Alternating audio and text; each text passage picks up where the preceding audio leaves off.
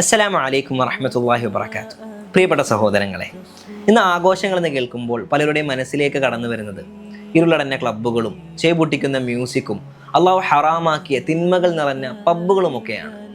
എന്നാൽ ഇത്തരം മ്ലേച്ഛമായ കാര്യങ്ങളിലല്ല ഒരു മുഅ്മിന്റെ സന്തോഷം നിലകൊള്ളുന്നത്. റബ്ബിനെ മറന്നുകൊണ്ടുള്ള ആ ഒരു വിനോദം ഒരു സത്യവിശ്വാസിക്ക് ചേർന്നിട്ടുള്ളതുമല്ല.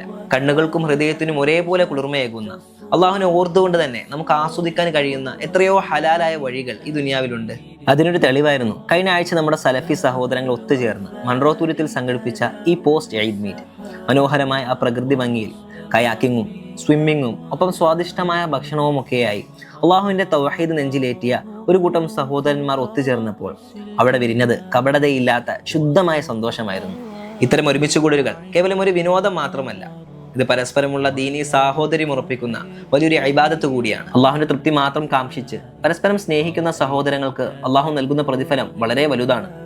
തിന്മകളുടെ വഴിയിലൂടെ അല്ലാതെ അള്ളാഹു ഇഷ്ടപ്പെടുന്ന രീതിയിൽ ദീനി മര്യാദകൾ കാത്തു സൂക്ഷിച്ചുകൊണ്ട് തന്നെ നമുക്ക് ഈ ദുനിയാവിൽ സന്തോഷിക്കാൻ സാധിക്കും എന്ന ഓർമ്മപ്പെടുത്തലാണ്. ഈ മനോഹരമായ സൗഹൃദവും സാഹോദര്യവും വെറും ഒരു ഈദ് മീറ്റപ്പിൽ മാത്രം ഒതുങ്ങേണ്ടതല്ല.